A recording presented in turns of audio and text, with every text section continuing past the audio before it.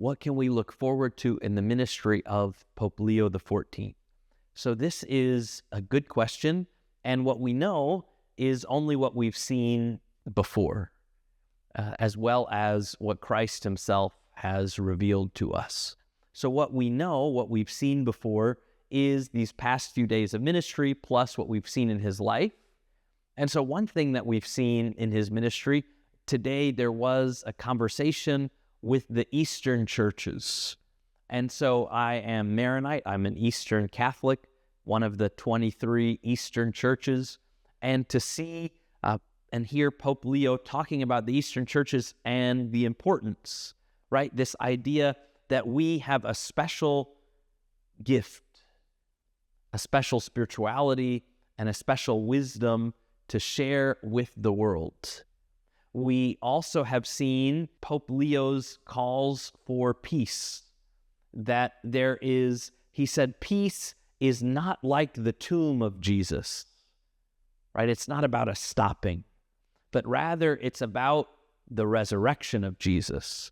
And so it's not only about stopping wars because of subjugation, but rather it's about reconciling and seeing the dignity of the other person. And so this was something very, very beautiful.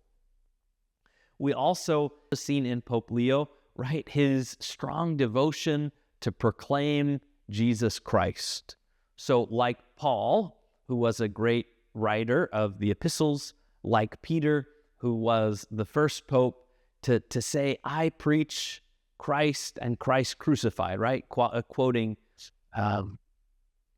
Paul, and to quote Peter, say, you are the Messiah, the Son of the living God.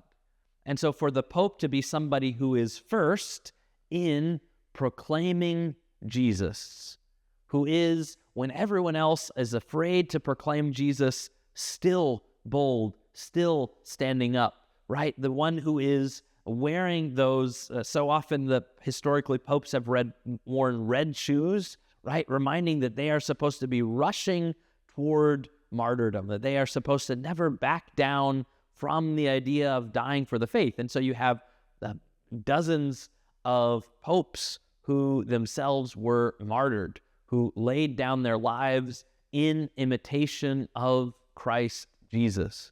We also know from Revelation, right? Jesus says to Peter, you are Peter, and on this rock I will build my church, and the gates of hell shall not prevail against it. So what do we know?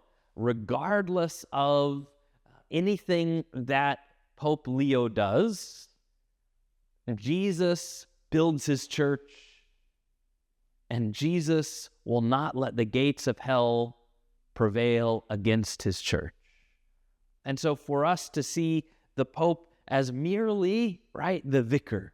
So Jesus is the king, the Pope is the vicar. He's supposed to be standing and ruling in the place of Christ, not because he himself is king, but because he is servant of the king. We see a similar role when we look at Joseph and Pharaoh. And so for us to look at this idea, you will be my equal in all things but the throne, is what we hear Pharaoh say to Joseph.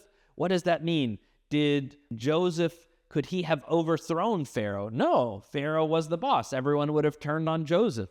Could Joseph do anything against the will of Pharaoh? No, Pharaoh would have overcounted it. But in day-to-day running, we see, well, how many barns do we open? How many soldiers do we send? How do we do this? How do we do that?